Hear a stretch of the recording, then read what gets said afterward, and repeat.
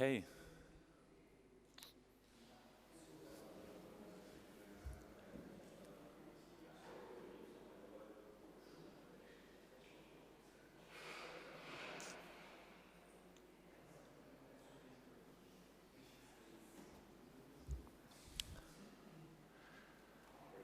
What do you think, 9:30? Shall we start or wait 2 more minutes? I don't know. I think we just start. Good morning, everyone. Thank you. Thank you for coming. I'm really honored. I mean, the sun is shining. There's amazing, interesting other talks here, and you decided to come here. So I will try my very best that you don't regret that you came here today in the morning. My name is Fabian von der Mark. I'm working with Deutsche Welle since many years. I'm heading the department dealing with reportage, it's the German word, Reportagen, features, news features.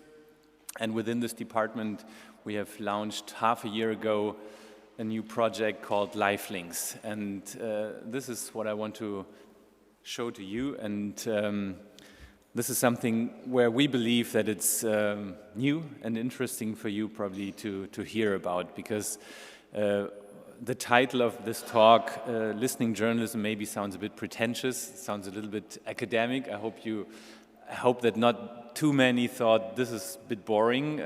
He wants to tell us or give us a journalism lecture or something like that.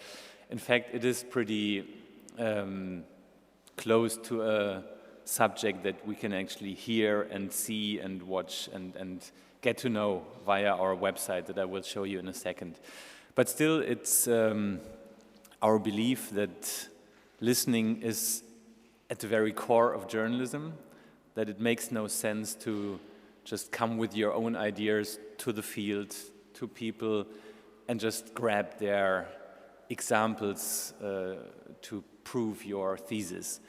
And this is something that we try to stress with Lifelinks right from the beginning, that we want to hear from people what bothers them, what are they interested in, how can they contribute to what we try to do, and how can we understand them really and share their experience in a proper way. So this is our website. It was done within the Deutsche Welle framework, within our CMS. That's for the techies amongst you, quite surprising, because the CMS is very, very old, and everyone within the house came up, oh, you can do this with our CMS. I was stunned.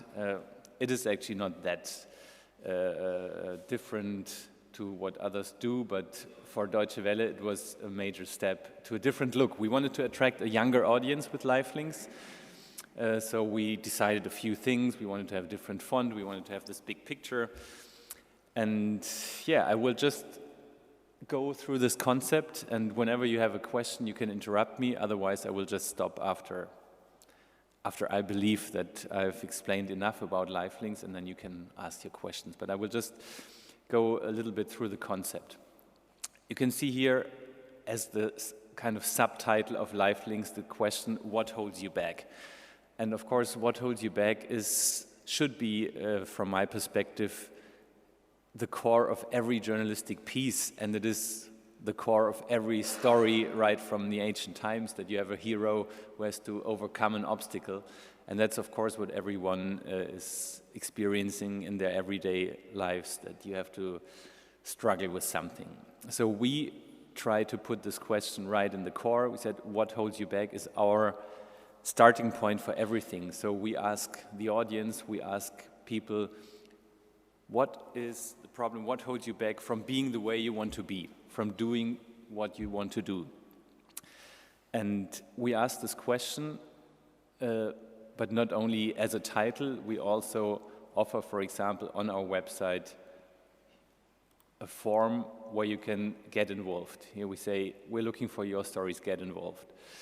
So again, what holds you back? And then people can, for example, fill out what happened to you, when and where did this happen, tell us about yourself, and how can we get in touch with you. So this is the first opportunity for people to actually get in touch with us and tell us their story. give us a hint on what people are dealing with, where are they held back from doing the way they want to do. Then we also look for topics when we have people that came to us and said, for example, I've got a problem with my body that's holding me back from being the way I want to be. We cluster all these topics and then we come up with, for example, here, a poll that we say, we heard many people said they have problems with love. Others say education or lack of education is holding them back. The environment, we said climate change. And then we have this small option to just select what is, for people within this selection, the most interesting topic. And then we can say, for example, all right, people are interested in love. That's our current result. So we said in May, when everyone is trying to be happy and in love, we change our name to Love Links and we make an entire edition on love, because that's what people said is for them at the moment the most interesting aspect of their lives and their major obstacle. They can't find love. So this is a way to get in touch with us and to give us an opinion, an idea of what people would like to see. When we have maybe people that said, I could be a person that you could report on because I have this and that problem, when we have a topic, then we decide about a hashtag pretty early in this whole phase.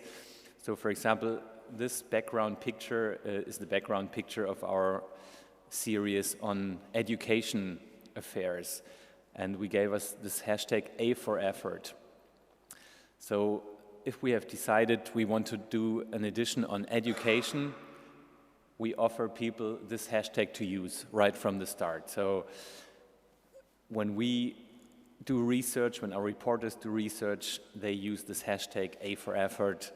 When they ask, do you have a problem with education? Writers use the hashtag A for effort. When reporters search for people to be part of the documentary, when they say, I want to find someone in Africa who is dealing with school issues. Do you know someone who knows girls that can't go to school because we heard that that's a problem? We want to find a teacher who is trying to get girls to school. Help us, write us, use the hashtag A for effort. So this hashtag is right from the beginning, from the moment when we have decided on a topic, we use that hashtag during our entire episode. Maybe in between, our episodes or our topics always last for 4 weeks. So when we decide we talk about education, we have a time frame of 4 weeks where we talk about education on the website, where we discuss it. And after 2 weeks of these 4 weeks, we have a TV documentary. So this is always like the climax of our entire project. So we try to find an angle to deal with a certain subject that was voted by our community to be the next important subject. We have researched with this hashtag, and then we have our reporters and send them to the field to meet people with this problem. Every TV documentary consists of 3 episodes or 3 storylines, 1 in Germany, 1 in Europe, 1 in the rest of the world. And 3 reporters go to meet young people. 1 reporter goes to meet someone in Germany, 1 goes to Europe, and 1 to the rest of the world. For example, here with the education episode, David was in Germany, Carolina was in Bulgaria, and Anna was in Zambia. So 3 young reporters go and meet young people.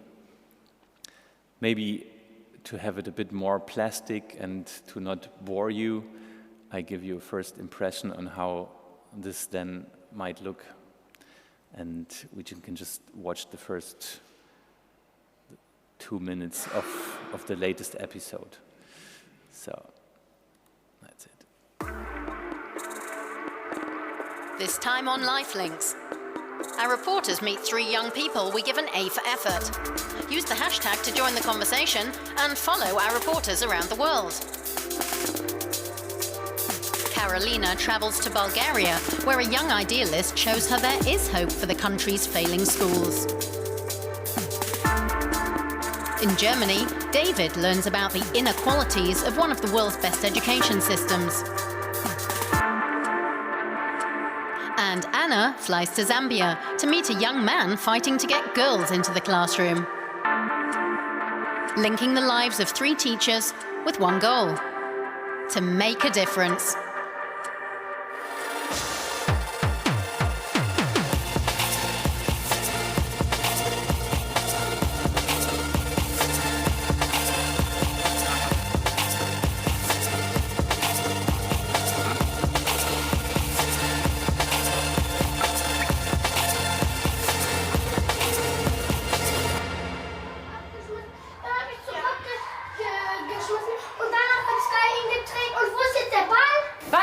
Eben. Warum hast du Carina getreten? So, Carina, muss er sich entschuldigen oder hast du vorher schon was gemacht? Entschuldigen, sie hat einmal geschlagen. Aber ich habe nichts gemacht, er hat sie einfach angegriffen. Die beiden schlagen sich die ganze Zeit. So, wo hat der Streit begonnen? Können wir das noch sagen? Sie hat doch Streit begonnen. Ich kann das ganz genau sagen, wo der Streit begonnen hat. Keiner von euch sitzt an seinem Platz und deswegen werde ich auch für niemanden von euch den Streit regeln. Kein Stuhl ist besetzt. Ihr steht alle rum. Als ich reingekommen bin, seid ihr alle rumgelaufen. Entweder sitzt du auf deinem Platz oder du hilfst, die Stühle ranzuschieben und gehst in die Pause. Yelling is a pretty big part of Marlu's day. She wanted to do her teacher training at this school in a rough neighborhood. Hier haben gerade alle auf ihrem Platz gegessen und das muss man nicht als Extra-Regel sagen. But I can see that even a master's degree in education couldn't fully prepare her for all this.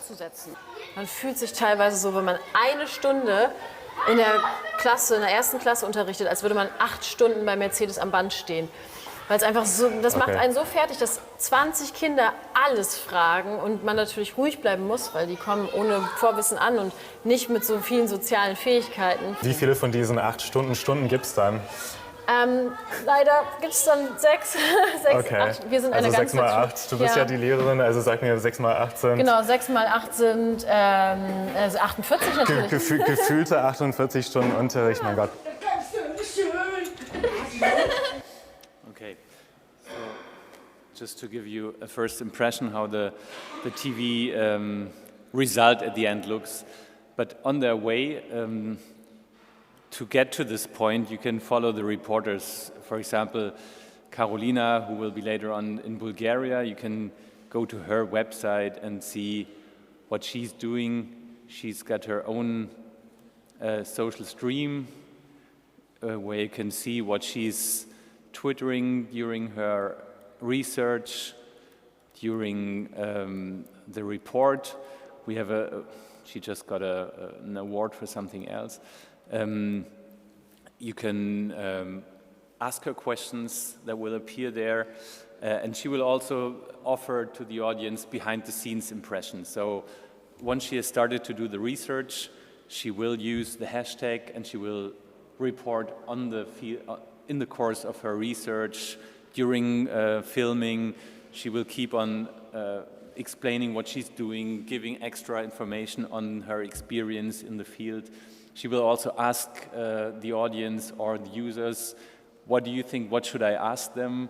What would be interesting for you? I'm going to meet a teacher in Bulgaria. What would you like to know from him? So we try to listen to our audience, ask them what they would want to see as a result in this TV documentary.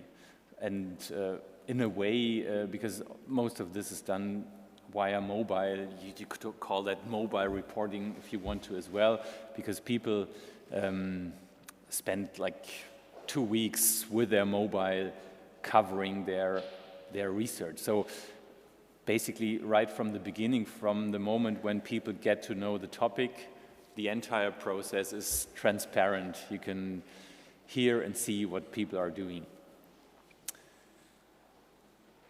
Of course, we only I've shown you now the TV outcome, but it's much more than a TV website with accompanying website, more than a TV documentary with a website. If we have chosen the topic, we also offer online content that is related to this topic, which gives it a broader background.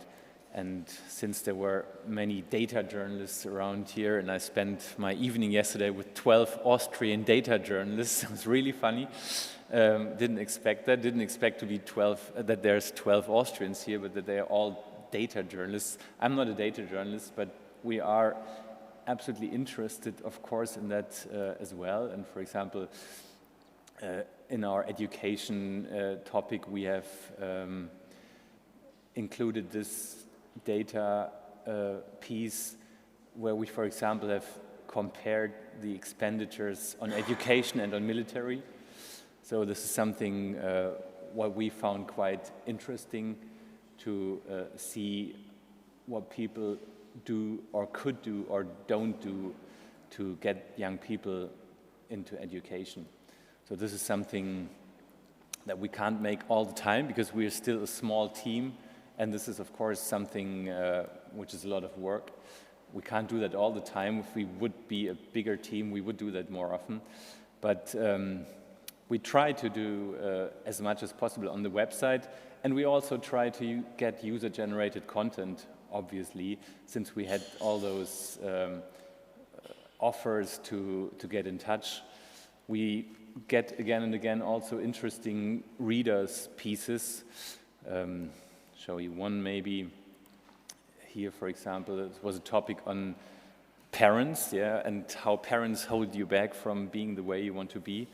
So this was, our hashtag was Blame My Parents. Hashtag is always at the same time the title of the phase of the episode.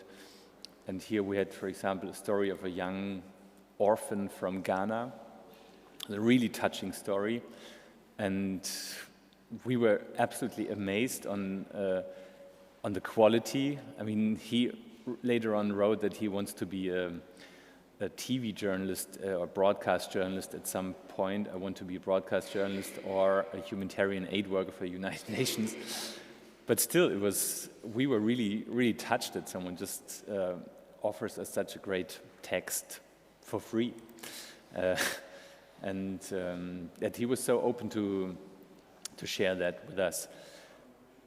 What we believe in the reporting role is the most important thing is that we show empathy and that we are really devote when we go somewhere, because people go to Ghana, for example, or to Zambia to meet a teacher, and they spend there 4 or 5 days, which is not an awful lot of time. I mean, we all have our critical stand towards parachute journalism and to fly somewhere, check the facts, oh, I know what's happening here, report and fly back home. That can be problematic. And we all love a great fly-on-the-wall documentary where you actually have a filmmaker or a journalist who spends loads of time with people, get to know them so that people really develop trust and offer themselves and open up themselves. Okay, discussions. And since we can't do that, we can't afford to send our journalists for months every week to do these kind of pieces. But people, at least our journalists, our reporters, spend 4 or 5 days with the protagonist. And I think what is more important than the time that you spend with them is how you spend the time with them. And here I want to give you one more example of how I see the journalistic role and how we try to approach our protagonists. We have developed this entire program half a year ago, and we're still improving things. For example, what we have improved is that our German journalists don't speak their pieces anymore themselves. At the beginning they did in English, and that was sometimes not perfect. you will hear one example, but that's not what I wanted to show you. What I want to show you is the way how our reporter Gunnar is approaching her protagonist. So maybe we have a look at this episode. I show you also the start that used to be a little bit different as well. And then you see what I mean.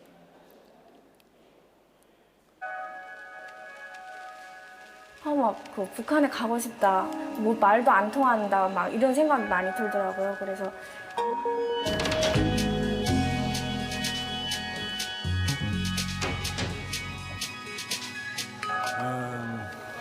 Ich nenne mich Deutsch, weil andere es mir verweigern, mich Deutsch zu nennen. Être l'homme, c'est la pire chose. C'est très difficile.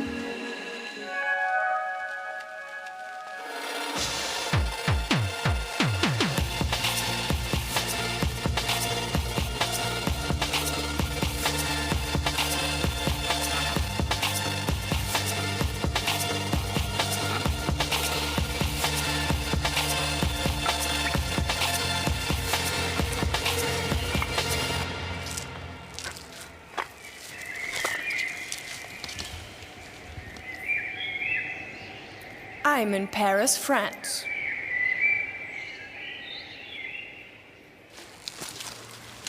I've come to a little forest on the outskirts of the city. I'm here to meet a young woman struggling to figure out who she is. One of the 3 people we'll be talking to during the show. I follow a path down to a little camp, tucked away here on the edge of one of Europe's most expensive cities. The place looks deserted. No one comes out to meet me, but I can hear noises and voices coming from the huts. There are no names or numbers to tell me who lives where. So it's up to me to look for Alina, the young woman I'm here to meet. Hello. Hello. toi, Alina? Oui. Bonjour. Allez-y, entrez. Bonjour. Bonjour. Ça va? Oui. Et vous, ça va? Oui. Tu es malade? Oui, je suis un peu malade. Et qu'est-ce qu'il y a? Ben, j'ai très mal au dos. J'ai fait la fièvre, j'ai mal dans... ici. Alina lives here with her boyfriend. Her parents and her 2 sons live next door. Like everyone here, she's a member of the ethnic Roma minority. She tells me it's living like this in the camp that makes her feel ill. Tout ça veut dire que... This image, when they sit together in the bed, was, I think, like the most controversial discussed image in our TV program in the last half year, because for the older generation of TV journalists, that was unimaginable that you can actually get that close to your subject that you report on, that you be in bed with your protagonist, literally, was really disturbing for some people. But I think it shows in a great way where we have what we have reached and what kind of reporters we have picked. They are people, they have a personality that is modest, devout somehow. What I really don't want to have is like, here TV is coming, I'm from Germany, and now please tell us what has happened, and off I am again. What we try really is to pick journalists and to find those young people, and we have them in the house, that have an honest interest in those people that they actually meet somewhere. So if one of our journalists is flying to Zambia or even approaching a Roma camp in the outskirts of Paris, they really are interested in those people, and they also want to show this respect that they have for those people, and they really want to listen, and they want to spend a lot of time listening, and they have already spent time listening before they went to this Roma camp, for example. They try to have phone calls, or if it's possible, sometimes Skype with their protagonists. And then they take their time, and it's not 8 hours days. It's a bit like a coincidental encounter that you have sometimes while traveling, that you decide just, I really want to get to know this person now. I really want to offer this person now to tell me something that the person maybe hasn't told anyone from outside their own peer group. And I mean, the respect somehow also begins that there is a reporter from Germany doing all this fuss to get somewhere and spend all this time with someone. And we had very often the reaction of people, we have to finish? Okay, all right, in a second. Yes, that those people afterwards said, that was so good for me, and I felt so honored that you actually listened to me, and that I could tell you my story, and that you are broadcasting this, and that I maybe can help others to overcome our situation. And just to give you a brief impression, we had, for example, this episode where this young albino woman from Kenya spoke out, and her life even improved afterwards, after she has appeared on our show, that she got a job offer. And I mean, something like that is not always our intention, but that can happen. And just to round it up briefly, what you saw in the top right corner of the TV documentary was the hashtag. And this is, of course, the social TV aspect of it, that people could use this hashtag even while we broadcast to discuss the current show or to discuss afterwards. I mean, the TV show is just like one moment where we broadcast. It can be a live moment, but we also have the show already before online, so online comes always first. But we always broadcast the documentary as well. And we have, those discussions also with the online pieces that we write. There are comments, you can comment everything on the website you can share, and you can comment. And of course, we have quite a big social engagement on Facebook and Twitter, where we try to offer background and discussions also to our slowly but surely growing community. And if I have to finish, then I want to give you at least a short opportunity to ask something. Or do we have to finish straight away? I thought 10:30 is the next panel, or?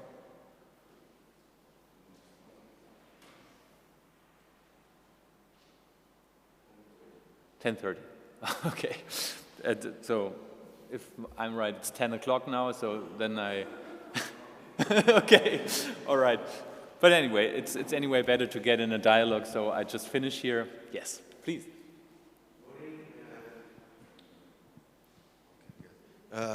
Of course, you're describing a worldwide situation. I mean, we know what is Deutsche Welle, but I think everyone is interested in user-generated content, and everyone is trying to find this way.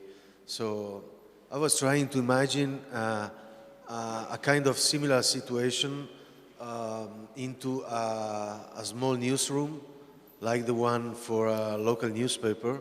I was trying to imagine how this kind of ecosystem could be just partially used by a local newspaper or a similar situation. I mean, what you said is true. We broadcast worldwide, so we have an biggest imaginable audience theoretically. And still, when you start something like that, it's not that you get every day like tons of reports written by viewers or readers, or that you get hundreds of ideas for new stories. Even on a global scale that we are working on, it is at the beginning really, really limited. So I had a discussion yesterday with a colleague about user-generated content. He was a community manager for a German startup, and he was really frustrated. They did it on a German scale, and it is really difficult. to get a community working, to bring it to a point where it actually offers content to you that you can also use, is a hard and long way.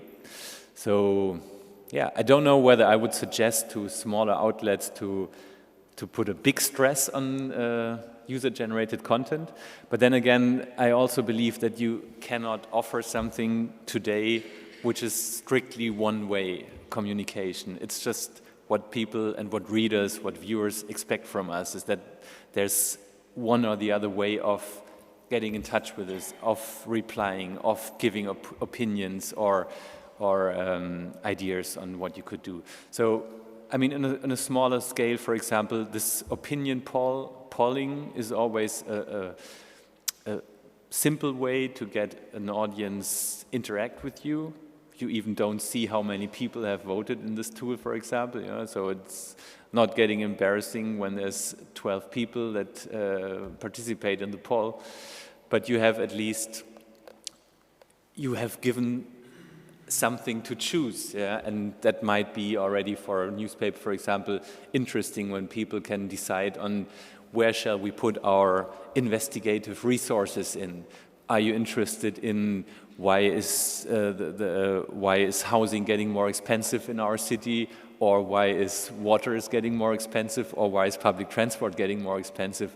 Choose which of the problems do you think most severe, and we put our effort in it. This is something which you could do in a newsroom of a small size, and you have this opinion poll, and then you can follow that path, and you can say to your readers, we have asked you, you said this is bothering us, we're going for it. Do you also have a Facebook page? Yes. Because you probably know what's happened when you make this kind of stuff and you try to make a kind of social engagement through Facebook. For example, last week we had a poll, and usually the polls inside our website are not so interesting, so it's just a few people answer the poll. Then you decide to try to make a kind of engagement through Facebook, and you put the poll into your Facebook page, and what happens is that people are just making a kind of debate and discussion on the comments space without participating in the poll. Okay. And that's interesting because you understand that you cannot force it, so it's just happened. So you have to realize that you say, please sign in the poll, yes or no, and you have just 200-300 comments, and no one is taking part in the poll. They just debate there because they prefer, it's easier, it's quicker, they just stay there. They don't need to take part in the poll. And that, of course, is again a lot of work, yeah, because if you have 200 or 300 comments, maybe even with questions included, then you have to answer them. Because, I mean, this is always a problem with limited resources, which most of us probably have. When you start to become social, when you ask questions, then you have to live with getting answers. And when you get really a lot of them, then you have a lot of work, of course. And if you have to erase comments that are, whatever, not appropriate, if you have to answer questions, that can be so much work. So that's true, yeah. Then a tool where you only can vote is better. But it's difficult, yeah. Hi. I was wondering, how do you face, like, comments, like, if there is abuse, like you were saying one moment ago? Because I think that this is, like, a very nice product, very well made, but sometimes, like, on Twitter, people tend to go berserk. So you don't know, I mean, how do you face that? Thank you. Yeah, I mean, we have on our site our guidelines on how we want people to use the website and what we don't want to have on the website. So, where is it? It doesn't matter. I think it's down here somewhere. Community standards. So we have those community standards that we tell people what we don't want to have on the page. We will remove any racist, sexist, xenophobic, defamatory, discriminating, threatening, and offensive comments, as well as pornographic content, for example. So we tell our users our policy, our guidelines, and if we find stuff that we don't want to have on the site, we remove it. Of course, it's a big step to remove something, but some comments we just don't want to have there. And then we remove them. Others where we think it's just like a really strong position, but you can still discuss about that, then we have discussions about it. And we had really funny discussions and long discussions sometimes. I remember we had one episode on 3 people that want to become a priest, but they can't. And there was one woman wanting to become a Catholic priest. And then an older woman was portrayed who actually claims to be a Catholic priest. And there were so funny comments, like, she's as much a priest as I am the Pope, or not everything which is in a garage is a car. And so it can be really funny as well, but of course the problem is when it's becoming berserk, and then you have to erase it.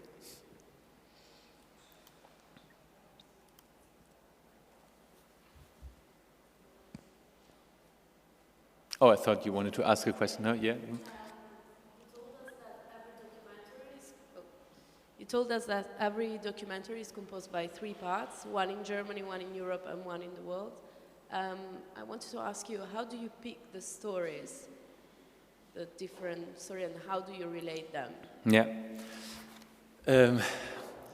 It's a very good question, because we have different strategies. Sometimes we want to have comparable cases, so that we want to say 3 women, all of them want to become priests, none of them can become a priest.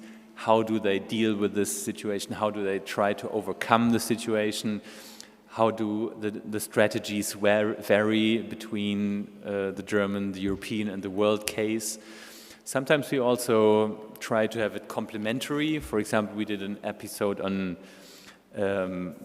drugs, and there we had 3 episodes that were rather linked to each other. So we had one story from a cocaine production area, then we had a story of an addict, and we had a story of a dealer in prison.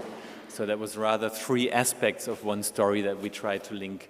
So it can be different. We have different ways of combining the 3 elements, but they always get interwoven to one big story. So the idea is always that it should work as one piece, but you also should be able to extract the 3 episodes. We even put the 3 chapters, if you want to, online as standalone pieces.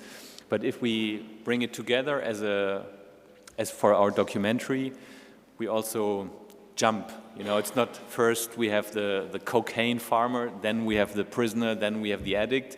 It's rather 4 minutes on one aspect, then with a fade that makes sense, you know, with a cut that makes sense, we go to the next story, then we maybe go back to the first, then we go to the third.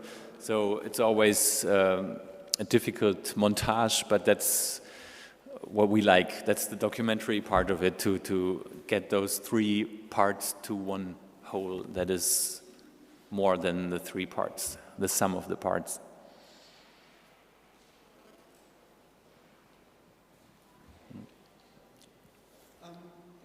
In terms of, so when you have the 3 people one from Germany, one from Europe, one from around the world, where do the contributors, the subjects from outside of Europe, how do they get in touch with you? And if so, how do they find lifelinks? I mean, how do you reach those communities? I mean, we go through we use the Deutsche Welle network. I mean, we have of course the whole brand behind us. We can use, for example, the general DW Facebook account also to share our content and to share our requests. So we have more than just our reach. We have this bigger network that we can use. And if people don't come to us, we just do research, and we just pick a country that makes sense with the story, but also we have to pick a country that is actually approachable. Yeah, because that's a very important topic, of course. If you want to film worldwide, if you produce documentary worldwide with a more or less short notice, because we hardly ever have more than 4 weeks planning time before we actually produce, and to get a working visa for an African country can be really hard. For India, for example, we haven't managed so far to make a story in India because it's just so difficult to get in there to get a proper working visa. So it's always a mixture of, we want to have a country where the problem is relevant that we have chosen. So for example, when we did A for Effort on schooling, we chose Zambia because it was in a United Nations ranking, I think, when it came to girls going to school, very low, so even the lowest. We thought, okay, that's a good place to go for the aspect of schools or teachers that try to get girls to school. So yeah, the subject has to be relevant in the country has to be approachable for us, and then we also try to vary a little bit, because we have Deutsche Welle has as target regions number 1 and 2 Africa and Asia, so we try to have more stories from the world part in Africa and Asia than, for example, in the Americas or in Australia or New Zealand, because it's just where our audience can relate better. And then we also want to vary, of course. So if we were in Africa with Lifelinks 8, we go to Asia and Lifelinks 9, and then so this is something where we try to vary. And then we have this map here, and we also have kind of a we want to get the map filled, and that's why, for example, we really believe that we should have a story on Australia soon, because it's just like such an empty space on our map. So this is something when we go for Love Links, we're looking for good single stories, and at the moment one of us is doing research on sheep farmers in New Zealand that get carried by a train every once and again to an area with women so that they can find a woman, for example. And that's maybe the point when we finally have a flag down there on the right bottom corner as well. Hi, I'm from the Australian Broadcasting Corporation, so I can probably help you with your Okay. Aussie story. But we have something very similar to this called ABC Open.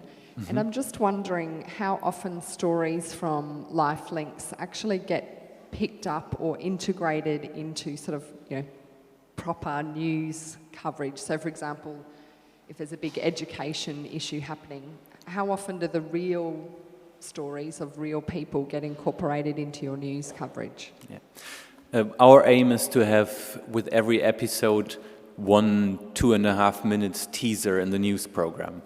So, for example, when we started with Who Am I?, we had the story of a North Korean refugee in South Korea, and that was our story that we also put into the news, because she has just fled. It was an interesting case. We had her. Right now we're doing producing an episode on Islamic State, where we have want to have someone who's actually who fought with IS and returned to Germany, and that is of course of major news interest as well if we have a story like that. So we try every time to extract one of the 3 Stränge is the German word. It's not episode, it's not story, but one of the 3 parts we always want to have as a short version that we put in the news, and where we also tease the 30-minute documentary. And we also provide all the content that we have to our language programs.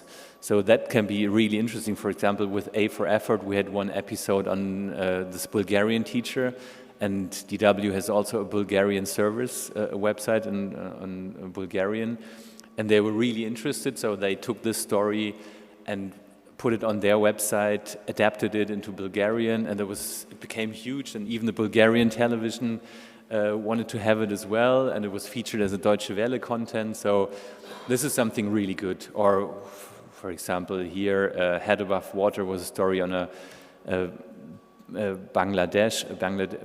Bengali story that the Bengali program also took then on shipbreaking in Bangladesh.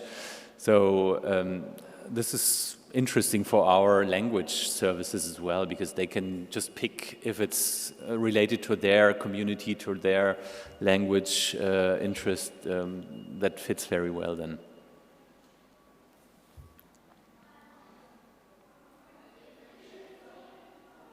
Everyone happy? No? Okay. Where are the main audiences for Lifelinks? Surprisingly or unfortunately, not yet in Africa and Asia, where the targets of Deutsche Welle are. At the moment, for some reason, the United States are the biggest audience. It might have to do with the general reach of Deutsche Welle, with people interested in Germany, with the access to internet and social media, like the network structure of Deutsche Welle that is behind, that it has grown, might be one of the reasons. But then already Africa is coming, and we have more and more big fans in Africa, which makes us really happy because, yeah, I mean, we just, for example, on this Get Involved forum, there you have comments below, and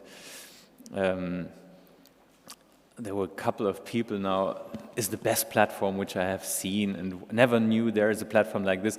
So when people from Africa actually find out about this and they realize we cover African stories, then that can be really good. And we have means to do more cross-media with Africa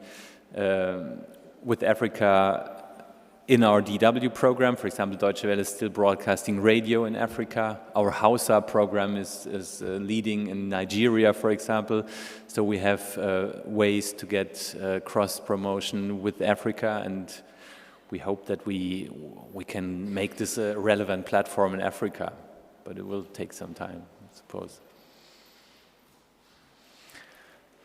Okay, I think the next session is more or less coming up.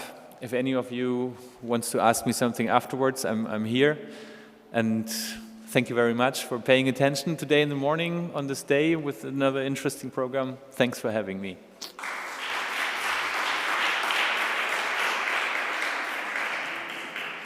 And of course, check out DW Lifelinks.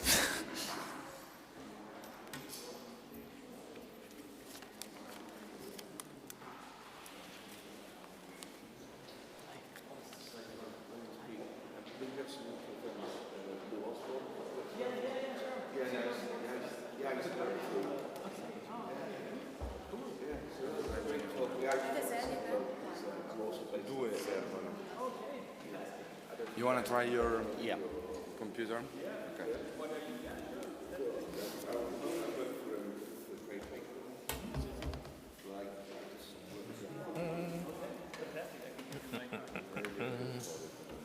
Don't worry. No problem. I thought first that I would be wrong. That's no problem. Don't worry. Okay.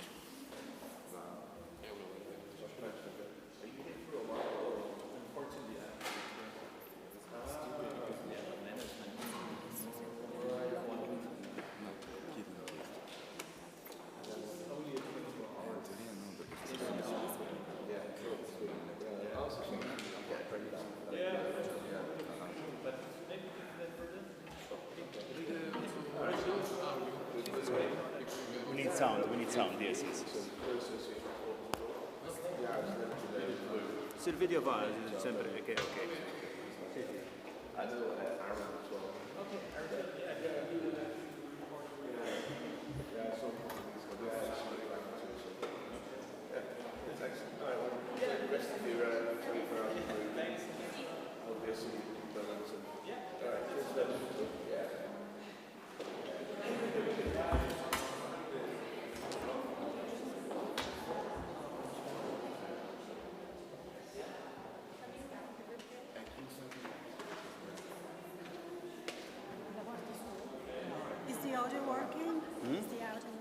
I think they're trying to do it now. I'm going to start off with this scene. I'm just going to put that as a background from the beginning until we start. Because that goes pretty soon. Wherever. Let me just...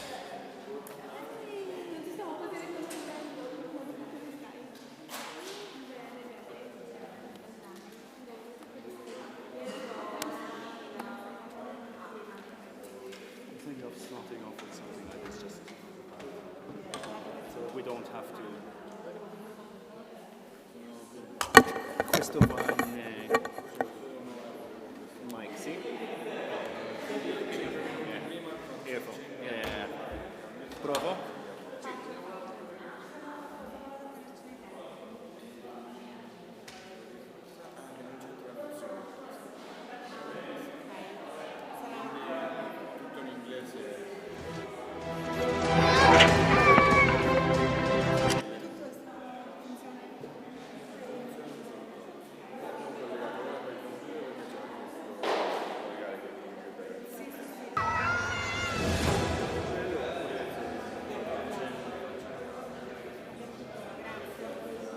Says that 5 minutes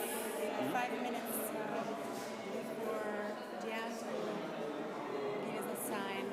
Yeah, we have 1 hour, Just yeah? an hour, exactly an hour. We have 1 hour, okay.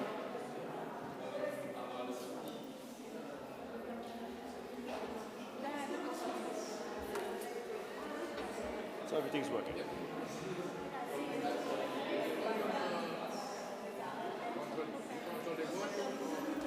Posso controllare io, sì. O questo e poi un PowerPoint in presentazione, sì, su questo, sì. Oh my god. What? I can't use this BlackBerry. It keeps with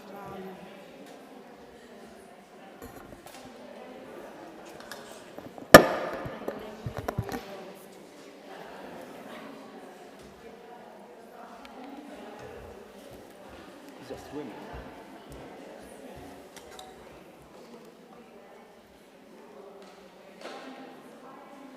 They've approached you already to talk to you? Yeah, I've got 2 people already. 2 people. See, you're so fancy with. Look at the 2 of you, and I've got my handwritten notes. She was. Oh, for goodness sake. I thought, did you have an iPad? She said, yeah, it's somewhere lost in the notes. Anyway, I wouldn't use it.